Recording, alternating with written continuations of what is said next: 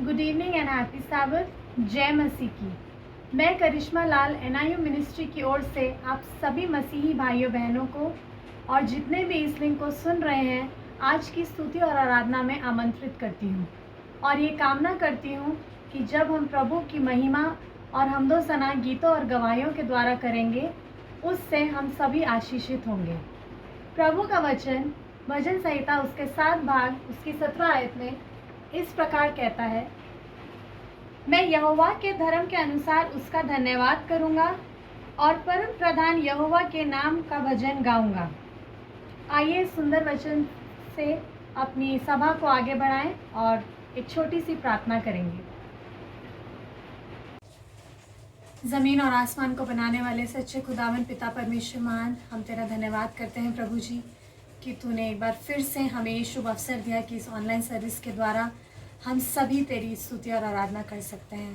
परमेश्वर पिता, इस सबत के दिन के लिए धन्यवाद करते हैं। जितने भी लोग परमेश्वर आज की सभा में भाग लेने वाले हैं प्रभु जी, तो उनके साथ रहना प्रभु, और जो भी प्रोग्राम प्रिपेयर किया गया है उस सब से हम सब आशीषित हों। पिता परमेश्वर महान, खास करके दुआ करते हैं उन लोगों के लिए जो बीमार हैं, लाचार हैं या जो अस्पतालों में हैं परमेश्वर, उनके ऊपर तो अपना चंगाई भरा हाथ रख। जो कोरोना से ग्रसित हैं परमेश्वर, उनको भी तू चंगा कर ताकि वो तेरे गवाही देने वाले हो सकें। परमेश्वर महान, उनके लिए दुआ करते हैं परमेश्वर जिन लोगों ने अपने प्रियजनों को बीते गुजरे वक्त में खोया है परमेश्वर, तो उनको भी हिम्मत दे, ताकत दे, बल दे परमेश्वर, और ये आश्वासन दे कि परमेश्वर तेरा आना शीघ्र है। उस दिन के लिए हम सभी को तू तैयार कर परमेश्वर। हम ज़्यादा से ज़्यादा समय तेरे वचन को पढ़ने में और प्रार्थना करने में लगाने वाले हो सकें। हम जानते हैं परमेश्वर कि हमारे आसपास के हालात बहुत ही ख़राब हैं परमेश्वर, लेकिन तेरे वचन को याद करते हैं जब तू हमें कहता है कि हम ना डरें परमेश्वर पिता।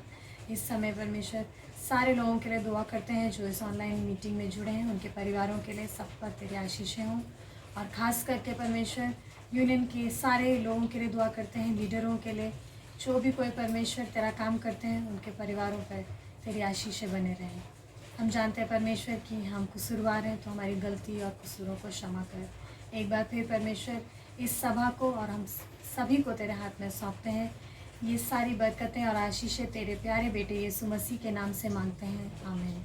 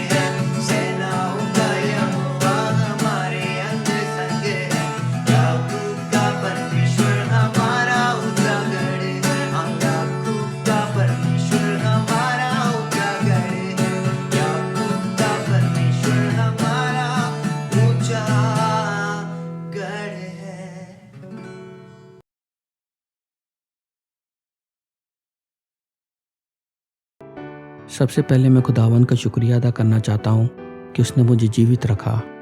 मैं NIU प्रेयर मिनिस्ट्री का भी धन्यवाद करना चाहता हूँ, जिन्होंने मुझे ये मौका दिया कि मैं आप लोगों के साथ अपनी गवाही साझा कर सकूँ। करीब 4 साल पहले की बात है। मेरी इस शारीरिक बीमारी ने मेरे जीवन में एक नया मोड़ लाया और मुझे एक नई आत्मिक शुरुआत दी। तब मैं नॉर्थ बंगाल सेक्शन में कार्यरत था और मैं वार्षिक युवा सभा में भाग लेने गया था। उस रात मैंने महसूस किया कि मेरा पेट खराब है। मेरे पास घर में कुछ दवाइयाँ थी जिसे मैंने ली, लेकिन मुझे उससे कुछ राहत नहीं मिली।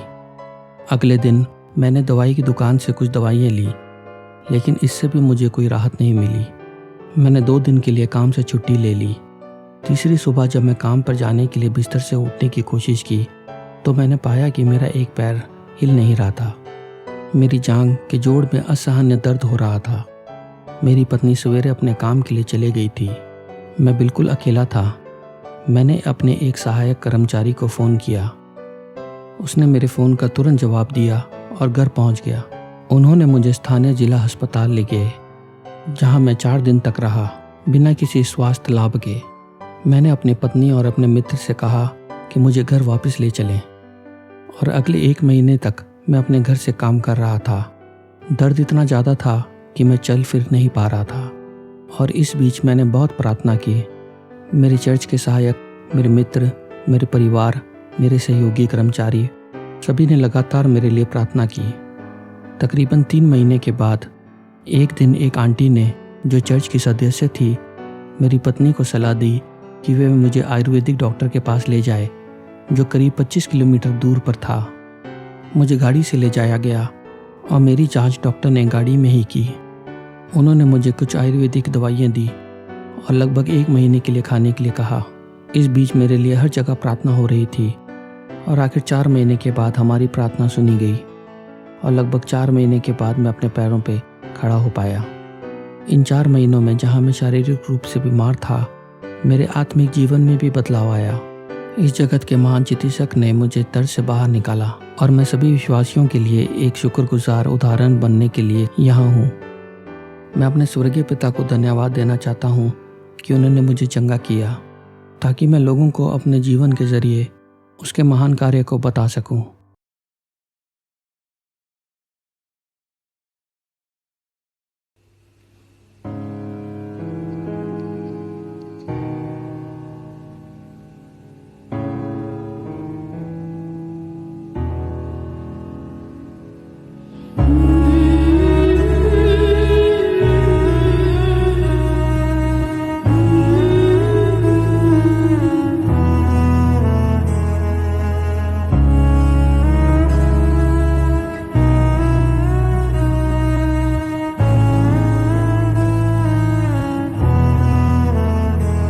मेरे छोटे हृदय से मेरे महाप्रभु की आराधना करो। टूटे हुए कुंड को मेरे कुम्हार के पास लाकर ठीक करने की विनती करो। मेरे छोटे हृदय से मेरे महाप्रभु की आराधना करो। टूटे हुए कुंड को मेरे कुम्हार के पास लाकर ठीक करने की विनती करो। होसन्ना, होसन्ना,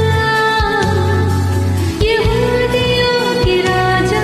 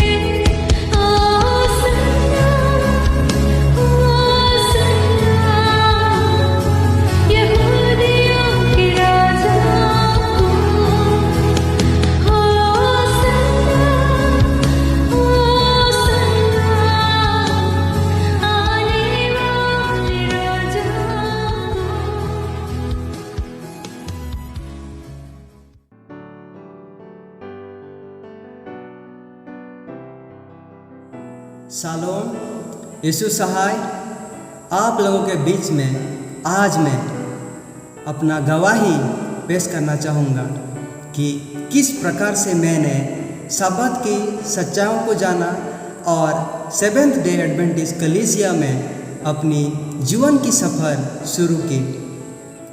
मैं सिलास मुर्मू मास्टर डिग्री का पढ़ाई धर्मशास्त्र विभाग पुणे स्पाइसर में कर रहा हूँ। मैंने अपनी धर्मशास्त्र बैचलर की पढ़ाई प्रयागराज स्वेट्स विश्वविद्यालय से की है। मेरा पला बड़ा नॉन एडवेंटिस्ट मसीही परिवार से है। मेरा निवास गारोकुटा अलीपुरद्वार वेस्ट बंगाल पे। मेरे पिता एक मछुआरा है।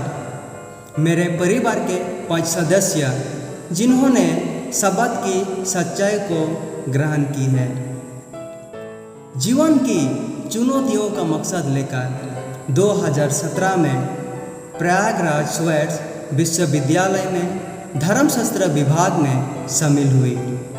पढ़ाई के दौरान 2019 में सोशल मीडिया फेसबुक पे सेवेंथ डे एडवेंटिस्ट मसीह के साथ मेरा मित्रता हुई, जिन्होंने अपनी परिचय इस प्रकार बताया कि वे शनिवार को उपासना करती हैं 10 आज्ञाओं के अनुसार और सेवेंथ डे एडवेंटिस्ट कलीसिया को आखिरी कलीसिया के रूप में पेश की।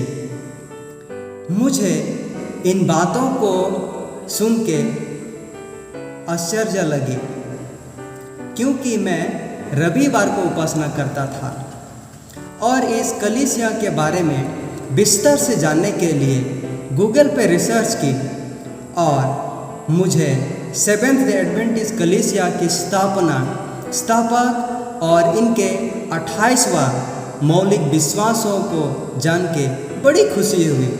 खास रूप में एलेन जी वाइट की मुख्य भूमिका भी शामिल है। बाइबल से अध्ययन करने पे मुझे अन्य प्रोटेस्टेंट कलीसियाओं और सेवेंथ डे एडवेंटिस्ट कलीसिया के सिद्धांतों में अंतर मालूम आया और इन्हें मैं एक सच्चा कलीसिया के रूप में मान ली, क्योंकि इनकी मुख्य विश्वास बाइबल पर आधारित है। हालांकि मुझे इस कलीसिया के बारे में किसी ने बताया नहीं और न ही मैं इसे जानता था। सारे सवालों के जवाब पाने के लिए मुझे तकरीबन 3 महीने खोजना पड़ा और मेरे विश्वास पहले से अधिक मजबूत होने लगा। 15 जून 2019 को मैं सेवेंथ डे एडवेंटिस्ट कलीसिया में बपतिस्मा ली और गारोकुटा कंपनी में अपनी सब्बात की उपासना आरंभ की, नॉर्थ बंगाल सेक्शन के अंतर्गत में। मेरे निर्णय इस प्रकार से है कि मैं पीएचडी का भी पढ़ाई करूं। स्पाइसर विश्वविद्यालय से समाप्त करने के बाद 1000 मिशनरी मूवमेंट का परीक्षाओं को हासिल करूं, जिससे कि मैं एवेंजलिस्ट के रूप में एडवेंटिस्ट का सच्चाइयों को पेश करूं। मैं अपने जीवन में गीतों के जरिए अपनी कला को परमेश्वर की महिमा के लिए इस्तेमाल करता हूं, जिससे कि मैं नौजवानों के बीच में परमेश्वर के प्रेम को प्रकट करूं। धन्यवाद।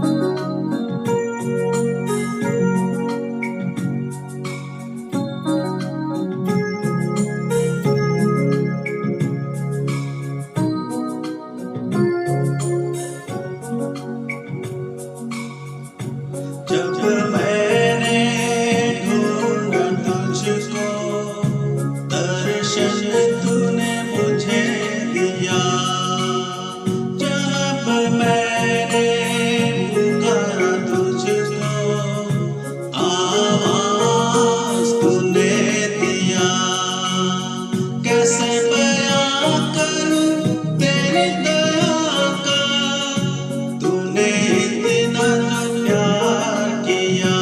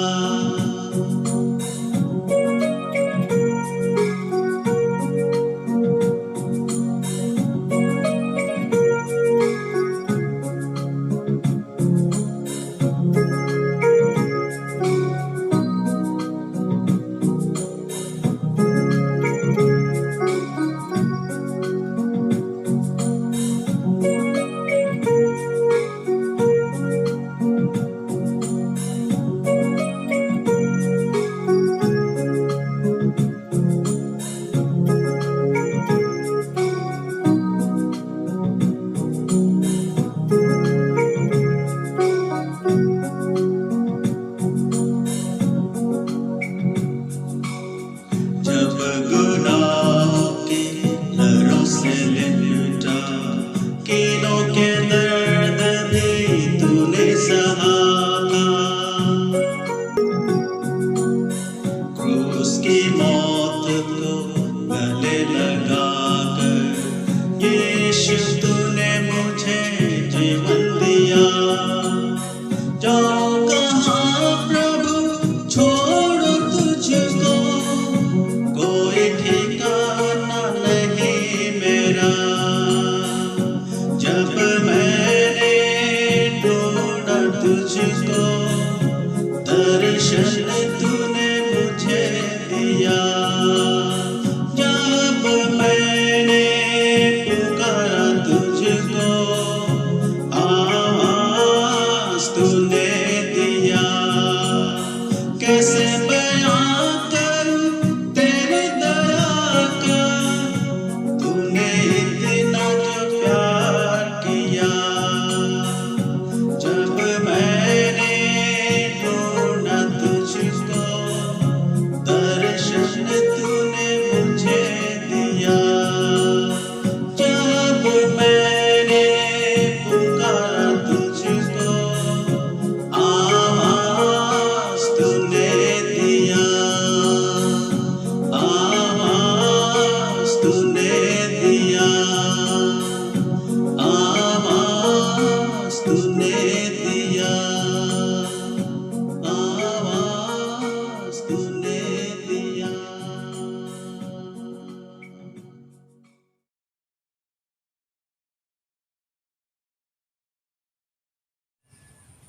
प्रभु यीशु में आप सबको शलोम। मैं पिता प्रभु यीशु का धन्यवाद करना चाहती हूँ क्योंकि उन्होंने मुझे ये एक सुंदर अवसर दिया कि मैं आपके सामने अपनी गवाहियों में से एक छोटी सी गवाही सुना सकूँ। मैं पादरी मक्खन मसीह की बेटी मोनिका मसीह हूँ। मैं अपने पिताजी का नाम इसलिए ले रही हूँ क्योंकि मेरे पिताजी 32 वर्षों से सेवन्थ डे एडवेंटिस्ट मिशन में एक ऑर्डेन पादरी के रूप में काम कर रहे थे और एक पादरी की बेटी होने के नाते मुझे एक आत्मिक लड़की और एक पादरी की बेटी जो कि प्रभु की सेवा करने वाले हैं वैसी होना चाहिए था, लेकिन ऐसा नहीं हुआ। मैं एक दुनियादारी और महत्वाकांक्षी सोच रखने वाली लड़की थी और मैं सोचती थी कि मैं अपना जीवन एक हाई सोसाइटी और अमीरों की तरह व्यतीत करूं। लेकिन जब मैं अपने पिताजी की वेतन को देखती तो ये काफ़ी नहीं था और मैं निराश हो जाती और मैंने सोचा कि मैं एक बड़ी कंपनी मल्टीनेशनल कंपनी BPO में काम करूंगी तो बहुत सारा पैसा कमाऊंगी और अपना जीवन ऐशो आराम से गुजारूंगी। तो मैंने BPO मल्टीनेशनल कंपनी में काम करना शुरू कर दिया। मैं सब्बत के दिन भी काम किया करती थी और मैं सोचती थी कि ये प्रभु का आशीष है, क्योंकि मैं सोचती थी कि उसकी इनकम सब्बत डे वाली इनकम को मैं अपने दसवंध के साथ अपनी टाइथ के साथ प्रभु के घर लेके जाऊंगी और उससे प्रभु का काम और बढ़ेगा। और मैं बहुत खुश थी और मैं सोचती थी कि यही प्रभु की योजना है मेरे जीवन के लिए और ऐसे ही मैं अपनी जीवन को बहुत ऐशो आराम से गुजार रही थी। और लेकिन मेरी ये सोच बहुत गलत थी। जैसे जैसे मेरी उम्र बढ़ रही थी मेरे माता पिता बहुत ही चिंतित थे और वो चाहते थे कि मैं जल्दी से शादी कर लूँ। और मेरे माता पिता ने सेवन्थ डे एडवेंटिस्ट मिशन में ही एक लड़का ढूंढा और उस लड़के की एक शर्त थी कि मैं सब्बत के दिन काम ना करूं और अब हो सके मैं अपना ये नौकरी भी छोड़ दूं। मैंने बहुत सोचा कि ये कैसी परीक्षा आ गई है मेरे ऊपर, मैं ये काम छोड़ दूं और इतना बड़ा वेतन जो मुझे मिल रहा है मैं कैसे छोड़ दूं। बहुत सोचा, बहुत चिंता भी हुई और फिर मैंने डिसाइड किया कि हाँ मैं अपना ये काम छोड़ दूंगी। और जब मैं अपने ऑफिस गई और रिज़ाइन दिया सब मुझ पे हंसने लगे कि एक दिन की वजह से तुम ये नौकरी छोड़ दोगी और इतना बड़ी वेतन छोड़ दोगी। और मुझे सब बेवकूफ़ कहने लगे और मेरा मजाक उड़ाने लगे। लेकिन मैं अपनी ये गवाही को छोटे करते हुए कहना चाहती हूँ कि मैंने अपनी नौकरी छोड़ दी और माँ बाबा का कहना मानकर इस व्यक्ति के साथ शादी की। अब मैं बहुत खुश हूँ और मैं भारत के अलग अलग जगहों पर प्रभु का सेवा करती हूँ। और शुरुआत में मुझे ऐसा लगता था कि क्या मैं इस प्रकार का जीवन व्यतीत कर पाऊँगी? क्या मैं एक छोटे से वेतन में प्रभु के सेवा कर पाऊँगी? पहले मुझे बहुत ही कठिन लगा, लेकिन जैसे जैसे मैं और मेरे पति मसीह में बढ़ते गए, हर दिन प्रभु हमें दिखाता गया अपनी आशीषें, और हमारा जीवन इस वक्त बहुत आशीषों से भरा हुआ है। हम इस वक्त सुंदरबन द्वीप में एक 7th डे एडवेंटिस्ट स्कूल में शिक्षक के रूप में काम कर रहे हैं, और इस जगह पे बहुत सारे अनाथ बच्चे और गरीब बच्चे हैं जिनमें हम प्रभु यीशु को देखते हैं, और प्रभु यीशु की प्रकृति वातावरण में हम उन्हें शारीरिक रूप से देखते हैं। और मैं कहना चाहती हूँ कि प्रभु की आज्ञा में ही सच्चाई है, और प्रभु की आज्ञा में ही रिहाई है, प्रभु की आज्ञाओं में ही खुशी और अच्छा जीवन है। प्रभु की महिमा हो। आमीन।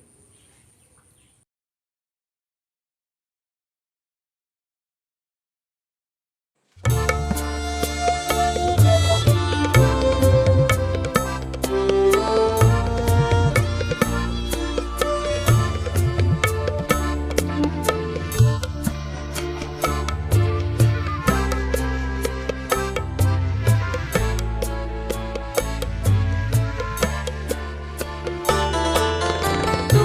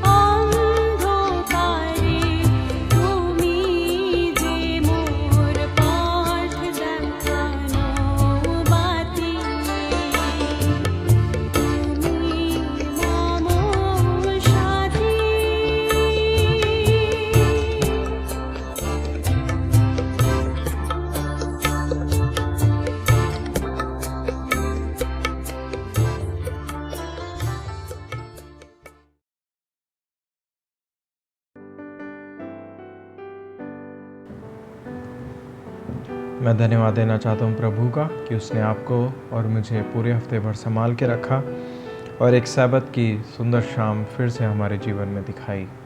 और मैं NIU प्रेयर मिनिस्ट्री का भी धन्यवाद देना चाहता हूँ कि मुझे एक मौका दिया गया कि प्रभु की महिमा और स्तुति के लिए मैं आपके साथ कुछ शेयर कर सकता हूँ। मैं अपनी एक छोटी सी जीवन की गवाही आपको बताना चाहता हूँ। और ये उन दिनों की बात है जब कोरोना वायरस की सेकंड वेव अपने चरम पर थी और हर दिन हज़ारों लोग इसका शिकार हो रहे थे। और इसका असर हमारे कैंपस पर भी देखा गया कि एक ही समय पर कई सारे लोग एक साथ बीमार हो गए। और ये बहुत ही चिंताजनक और डरा देने वाली बात थी हम सब के लिए, जो बीमार थे और जो बीमार नहीं थे। और जिस एरिया में हमारा कैंपस स्थित है उस एरिया को कंटेनमेंट जोन बना दिया गया था कि जहाँ उस जोन से ना ही कोई बाहर जा सकता और ना ही कोई उस जोन में बाहर से आ सकता है। हमको कुछ ही दिनों में डेली नीड्स की बहुत परेशानी होने लगी और ना ही कोई हमारे कैंपस तक वो सामान हम तक पहुंचा सकता था, ना ही कोई दवाई, ना कोई राशन और ना ही दूसरी चीज़ें हम तक आ सकती थी। जितने लोग हम सब ठीक थे, हम सब ने ये डिसाइड किया कि जब तक हम सब ठीक हैं तो हम उन लोगों की मदद और सहायता करेंगे जो लोग बीमार हुए हैं। मैं और मेरे ऑफिस के साथी हमने निर्णय लिया कि हम सब बाहर जाएंगे और उन लोगों के लिए डेली नीड्स का सामान और जो भी दवाइयाँ उनको चाहिए हम सब उनको ला के देंगे। हम पुलिस से परमिशन लेके रोज़ बाहर जाते थे और बहुत ही डर लगता था कि कहीं ये बीमारी हमको भी ना लग जाए तो फिर हमारे लिए कौन करेगा। लेकिन प्रभु सबका करता है, सबकी मदद करता है, सबके लिए इंतज़ाम करता है। हम जब भी बाहर गए हमें परमेश्वर से प्रार्थना करें कि हम जो भी काम करने जाते हैं, जो भी सामान लेने जाते हैं, आप उसमें हमारी रक्षा रखवाली करना और हमारी वापसी के निगहबान होना। हम ऐसे ही रोज़ हर दिन लोगों की ज़रूरत का सामान लाते रहे, दवाइयाँ लाते रहे, लेकिन इस महामारी ने हमको छुआ तक भी नहीं। और थोड़े ही दिनों बाद प्रभु ने हमारी प्रार्थनाओं को सुना और जितने लोग कैंपस में बीमार थे उन सबको चंगा कर दिया। निरंतर हम दूसरे लोगों के लिए भी प्रार्थना कर रहे थे जो दूसरे कैंपसेस में अलग अलग जगहों पर बीमार थे और जल्दी ही उनके भी स्वस्थ होने की खबर हम तक आ गई। अजीज़ों, मैं आपको बताना चाहता हूँ कि अगर हम अपना पूरा विश्वास प्रभु पर रखते हैं और उसके कहने पर चलते हैं तो कोई भी दुख हमको नहीं छू सकता। और जो वायदे बाइबल में किए गए हैं, जैसा कि हम देख सकते हैं भजन संहिता 91 उसकी 5, 6 और 7 में लिखा है, तू ना रात के भय से डरेगा और ना उस तीर से जो दिन को उड़ता है, ना उस मरी से जो अंधेरे में फैलती है और ना उस महारोग से जो दिन दोपहरी में उजाड़ता है। तेरे निकट 1000 और तेरे दाहिनी ओर 10,000 गिरेंगे परंतु वह तेरे पास ना आएगा। ये बहुत ही साहस, हिम्मत देने वाले वचन है जो प्रभु ने हमको दिए और बाइबल के ज़रिए वो हमसे बातें करता है। और जब हम अपना पूरा भरोसा उस पर रख देते हैं, सारी बातों को उस पर छोड़ देते कि ये प्रभु अब इसको तू ही संभालना, तो वो निश्चय ही हमारी मदद करता है और जहाँ जहाँ हम जाएंगे वो हमारे साथ साथ रहता है और हमारी सहायता और अगुवाई करता है। मैं आशा करता हूँ कि इस छोटी सी गवाही से आपके जीवन में आशीष आएगी और प्रार्थना करता हूँ कि आने वाले समय में प्रभु आप सबकी सहायता और मदद करें। प्रभु आप सबको आशीष दे।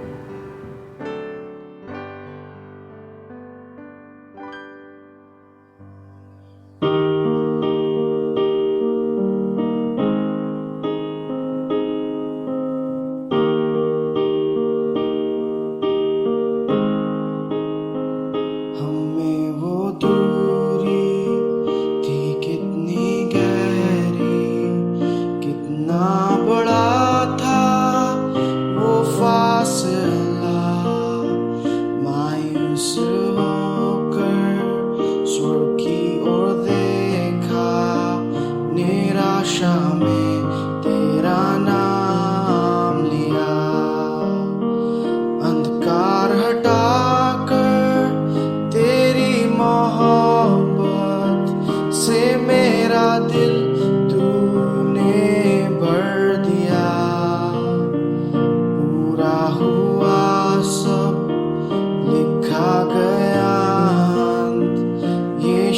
मसीह तू है आशा मेरी।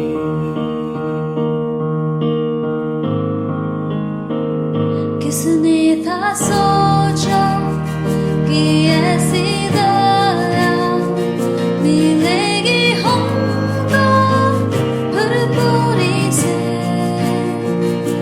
युगों का राजा महिमा को छोड़कर अपनाया मेरे शर्म और गुनाह। क्रूस से मैंने पाई है माफी, मैं हो गया इस राजा का। सुनकर मसीहा अब मैं हूँ तेरा, यीशु मसीह तू है आशा मेरी। हालेलुया प्रभु तेरी स्तुति हो। हालेलुया तूने हराया मृत्यु को, तूने तोड़ी हर जंजीर, तेरे नाम मेरी हाई यीशु मसीह तू है आशा मेरी। हालेलुया प्रभु तेरी स्तुति हो। हालेलुया तूने हराया मृत्यु को, तूने तोड़ी हर जंजीर, तेरे नाम मेरी आई यीशु मसीह तू है आशा मेरी।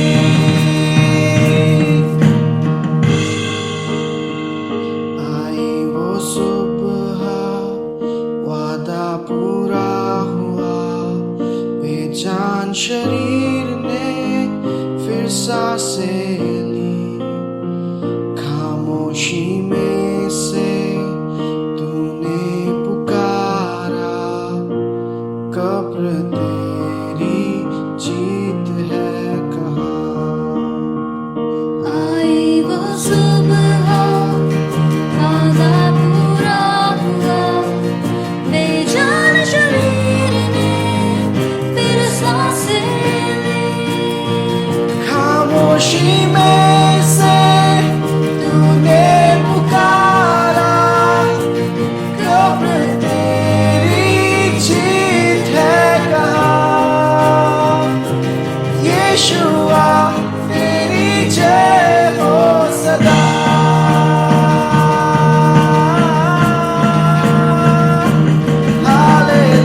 हालेलुया प्रभु तेरी स्तुति हो।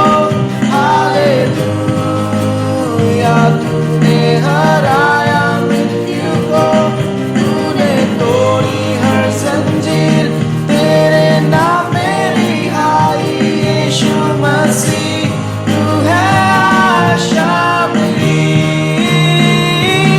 हालेलुया यीशु तेरी स्तुति हो। हालेलुया तूने हराया मृत्यु को, तूने तोड़ी हर जंजीर, तेरे नाम मेरी आई यीशुआ तू है आशा मेरी। यीशु मसीह तू है आशा मेरी। यीशु मसीह तू है आशा मेरी।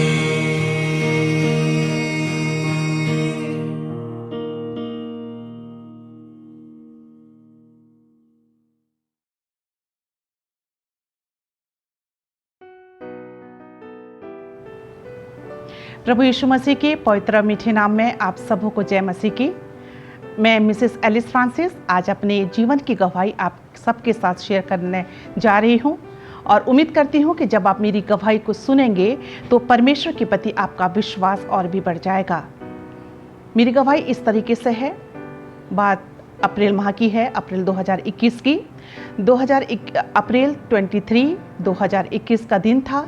हमारा पूरा परिवार कोविड पॉजिटिव हो गया था और कोविड पॉजिटिव होने के कारण हमारा परिवार अपनी मेडिसिन स्टार्ट कर दिया था। और जब हम अपनी मेडिसिन स्टार्ट कर दिए तो मेरा बेटा और मैं दोनों ठीक थे, लेकिन मेरे हस्बैंड की तबीयत काफ़ी ख़राब हो गई थी। बात 27 अप्रैल की है और मेरे हस्बैंड की तबीयत ख़राब होने के कारण हमें उनको सिटी स्कैन के लिए सेंट स्टीफन लेकर जाना पड़ा। मैं बहुत परेशान थी, बहुत रो रही थी कि प्रभु मेरे हस्बैंड को किसी भी तरीके से ठीक करना। और जब हम वहाँ सेंट स्टीफन पहुँचे सिटी स्कैन के लिए और वहाँ का हालत देख के मेरे हस्बैंड ने कहा कि मैं यहाँ एडमिट नहीं हो पाऊँगा, क्योंकि मेरे जो पेरेंट्स हैं उन्होंने मुझसे कहा था कि अपने हस्बैंड को वहाँ सिटी स्कैन करने के बाद एडमिट करवा देना। और जब हम वहाँ की कंडीशन देखने के बाद मेरे हस्बैंड ने डिसाइड किया कि मुझे यहाँ पे एडमिट नहीं होना है। और जब वहाँ पर एडमिट नहीं हुए तो हमने क्या किया कि हम वहाँ 4 घंटा रुके और हमने अपने सिटी स्कैन कराया और वापस अपने घर को आ गए। और जब हम अपने घर वापस आए तो मेरे हस्बैंड की तबीयत और भी ज़्यादा ख़राब हो गई। वो ना कब मेडिसिन ले पा रहे थे, ना वो खाना खा पा रहे थे, ना वो पानी पी पा रहे थे, ना वो बैठ सक रहे थे, इवन वो सोने में भी उनको बहुत परेशानी हो रही थी। लेकिन उन्होंने अपना विश्वास प्रभु यीशु मसीह पर नहीं छोड़ा। वो उनकी खांसी कंटिन्यूस बढ़ती चली जा रही थी और मैं प्रभु यीशु मसीह से दुआ कर रही थी कि प्रभु किसी तरीके से खांसी कम हो जाए, किसी तरीके से मेरे हस्बैंड की तबीयत खराब होने से बच जाए, मेरे हस्बैंड की तबीयत सही हो जाए। क्योंकि मेरे हस्बैंड एक एनर्जेटिक इंसान हैं और वो जब बेड में लेट गए तो मुझे बहुत तकलीफ़ हो रही थी और मुझे ऐसे लग रहा था कि ये कब उठेंगे और कब चलेंगे और कब फिरेंगे, हमारा पुराना समय कब आएगा। लेकिन बाइबल का वो वर्ष मुझे याद आने लगा, प्रेरितों के काम 16वां अध्याय उसका 31वां वचन, जहाँ ये लिखा है कि तू और तेरा घराना प्रभु यीशु मसीह पर विश्वास कर तो तू और तेरा घराना उद्धार पाएगा। शाम का समय था और मैं ऐसी दुआ कर रही थी और अचानक जोधपुर से एक फ़ोन आता है और वो कहती है कि परेशान मत हो, दुखी मत हो, मिसेस शमा एक्का जो कि जोधपुर चर्च के एक मेंबर हैं। और जब उन्होंने मुझे फ़ोन किया तो उन्होंने मुझे कहा कि सरसों के तेल में लहसुन, अदरक और अजवाइन का पेस्ट मिला के पास्टर फ्रैंकलिन के सीने में तुम इसका लेप लगा दो और साथ ही साथ तुम दुआ करो, क्योंकि दुआ में बहुत ताकत है। और मैं वैसे ही करी और उस लेप को मेरे हस्बैंड के सीने में लगा दी।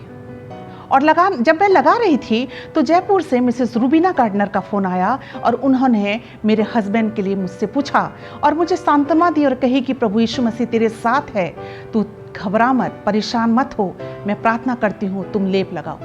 और मैं लेप लगाती रही, दुआ करती रही और वो मिसेस गार्डनर प्रार्थना करती रही। रात गुजर गया, मेरे हस्बैंड हम जब साथ प्रार्थना किए और मेरे हस्बैंड अपने कमरे में जहाँ लेटे थे वहाँ सोए और मैं अपने कमरे में आ गई। रात भर में यही नींद नहीं आई मुझे और बार बार यही दुआ करती थी, प्रभु मेरे हस्बैंड को किसी भी तरीके से चंगा कर दे। और सुबह का समय था और जब मैंने क्या देखा कि मेरे हस्बैंड अपने रूम पे नहीं है और मैंने ये देखा कि मेरे हस्बैंड किचन में जाके पानी पी रहे हैं। और जब वो पानी पी रहे थे तो मैंने उनसे जाके पूछा कि क्या आप सही हैं? उन्होंने कहा प्रभु यीशु मसीह ने मुझे चंगा किया है, मेरे लिए कुछ खाने का बना। प्रियो, जब मैंने ये सुना मेरे हस्बैंड के हाथ को पकड़ी और हम दोनों साथ मिलकर परमेश्वर का धन्यवाद किए। और मुझे वो बात याद आई कि वो खुदा हमारा जिंदा खुदा है जो लाजर को जिला सकता है, वो मेरे हस्बैंड को क्यों चंगाई नहीं देगा। और मेरे हस्बैंड चंगे हो गए और उसके बाद 28 अप्रैल के बाद हमारे शरीर में दिन प्रतिदिन इम्प्रूवमेंट होता रहा।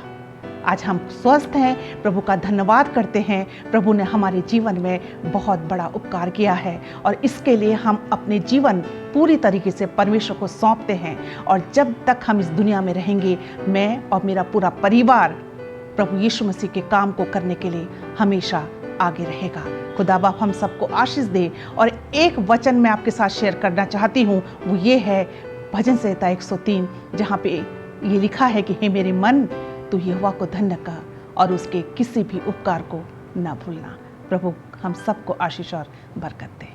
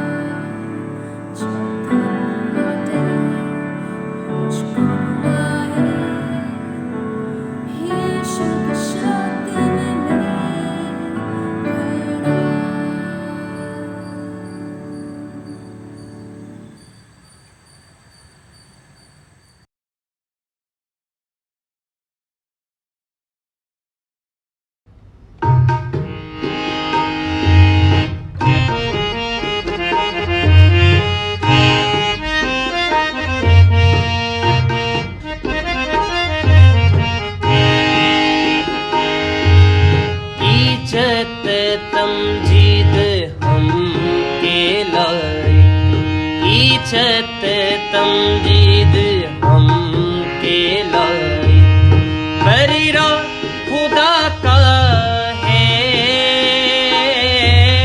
बरीरा खुदा का है बादशाहों का बादशाह बादशाहों का बादशाह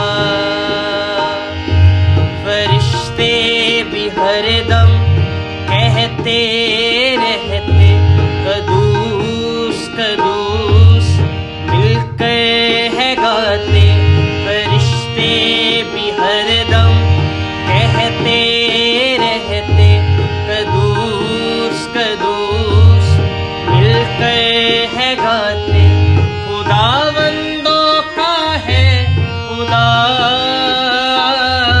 खुदावंदों का है खुदा बादशाहों का बादशाह बादशाहों का बादशाह इज्जत तमजीद हम के लाई इज्जत तमजीद हम के लाई बरीरा खुदा का है बरीरा खुदा का है बादशाहों का बादशाह बादशाहों का बादशाह खौफे खुदा में रहने वालों हमारे खुदावन की तुम हमद गाओ खौफे खुदा में रहने वालों हमारे खुदावन की तुम हमद गाओ सच्चा यही है खुदा सच्चा यही है खुदा बादशाहों का बादशाह बादशाहों का बादशाह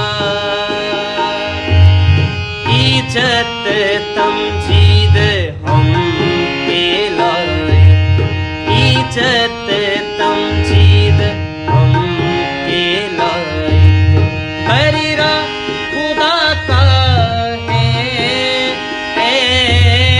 बरीरा खुदा का है बादशाहों का बादशाह बादशाहों का बादशाह बादशाहों का बादशाह बादशाहों का बादशाह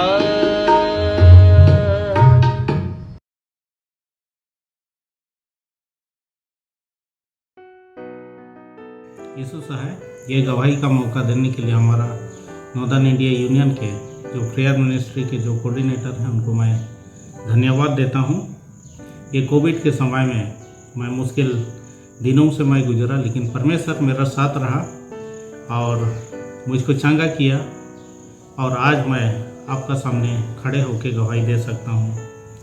6 अप्रैल को मुझको इमरजेंसी रांची जाना था और मैं 7 तारीख को वापस आया और 7 तारीख को जैसा आता हूँ शाम हो गया था और 7 तारीख से ही मुझको फीवर आने लगा शरीर दर्द होने लगा सिर दर्द होने लगा। तो मैंने सोचा ये छोटा मोटा प्रॉब्लम है जो मौसम चेंज होने के कारण हो रहा है। तो मैंने मेडिकल स्टोर गया और दवा ले लिया और दवा मैंने खाया कुछ एंटीबायोटिक का टेबलेट मैं लेके आया था और पैरासीटामोल और इसको खाते हुए 3 दिन हो गया और 3 दिन के बाद भी मैं देखा कि मेरा बुखार जो था नहीं उतर रहा था। तो मैंने अपना दोस्तों को मैंने कहा कि मुझे डॉक्टर के पास आप लोग लेके जाइए और उन्होंने मुझको डॉक्टर के पास ले गए। डॉक्टर ने अपना इलाज शुरू किया, उसने खून जांच लिखा और बहुत सारा सुई और बहुत सारा दवाई उसने लिखा। सुई मुझको सुबह शाम 2 बार लेना था और बहुत सारा दवा लेना था। और धीरे धीरे करके मैं दवा लेता गया और मेरा जो खाने का रुचि ये ख़त्म हो गया। मैं रोटी भी खाता था तो ऐसा लगता था कि कोई कागज़ का टुकड़ा मैं खा रहा हूँ जिसमें किसी प्रकार का कोई स्वाद ही नहीं है। पानी का भी स्वाद चला गया, चावल का भी चला गया, लेकिन मुझको दवा लेना था इसलिए मैं खाने का कोशिश करता था और मुश्किल से खा पाता था। कम से कम थोड़ा सा 1 चम्मच खाना खाने के लिए भी मुझको कम से कम आधा घंटा लग जाता था। और ये खाते हुए मेरा सुई लेते हुए 12 दिन हो गया और दवाई का किसी प्रकार का असर नहीं कर रहा था।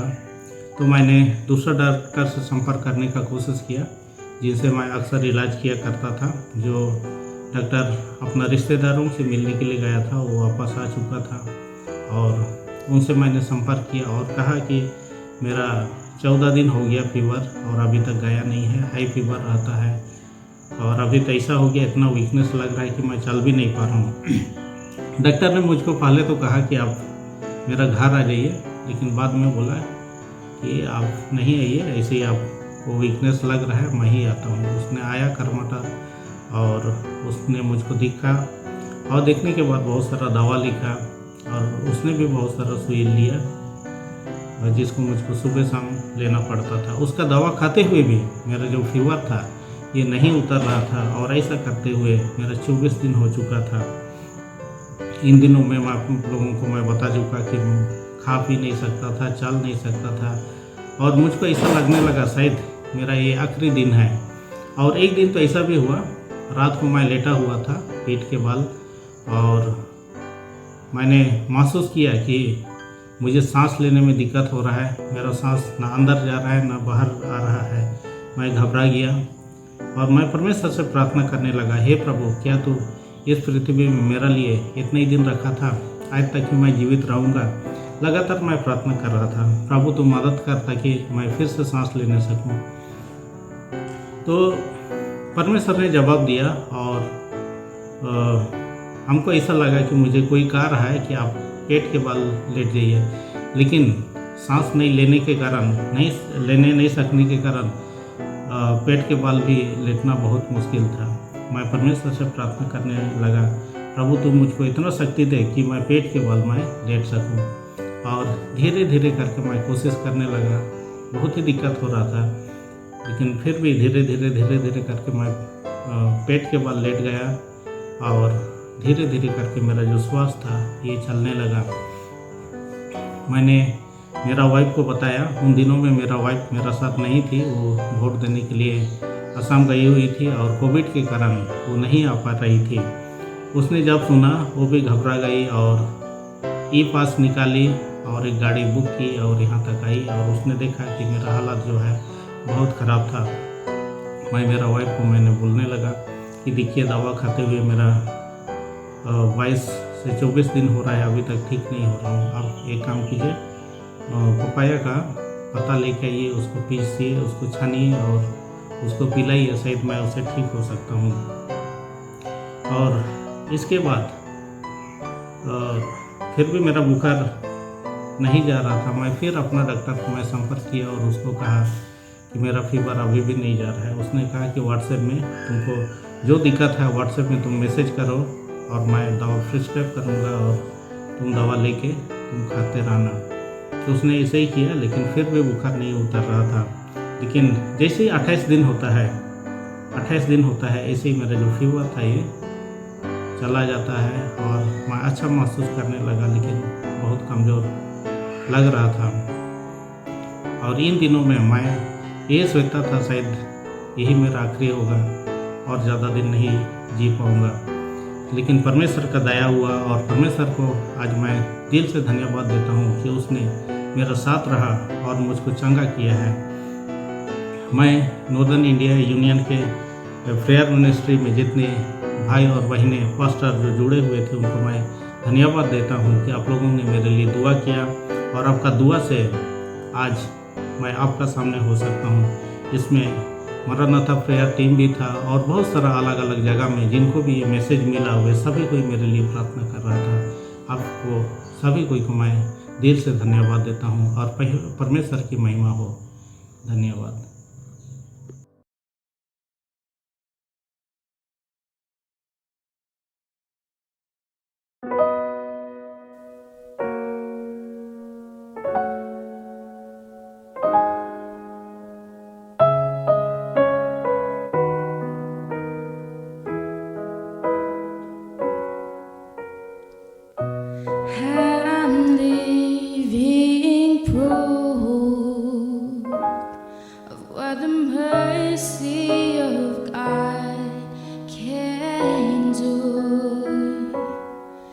If you knew me then, you believe me now. He turned my whole life upside down. He took the old and he made it new.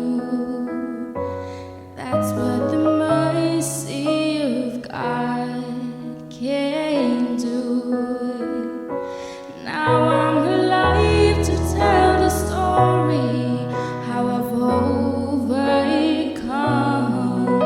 His goodness and mercy and the power of His blood. I'm so glad that my freedom wasn't based on what I've done. His goodness and mercy and the power of His blood.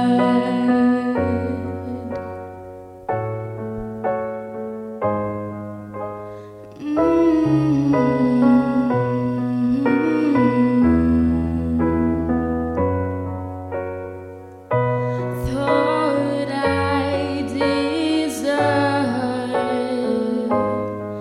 to be 6 feet beneath the earth. For all the things I've done, the things I've said, the choices I've made that I regret. Oh, I would still be so lost, but for the mercy of God. Now I'm alive to tell the story, how I've overcome His goodness and mercy and the power of His blood. I'm so glad that my freedom wasn't based on what I've done. His goodness and mercy and the power of His blood.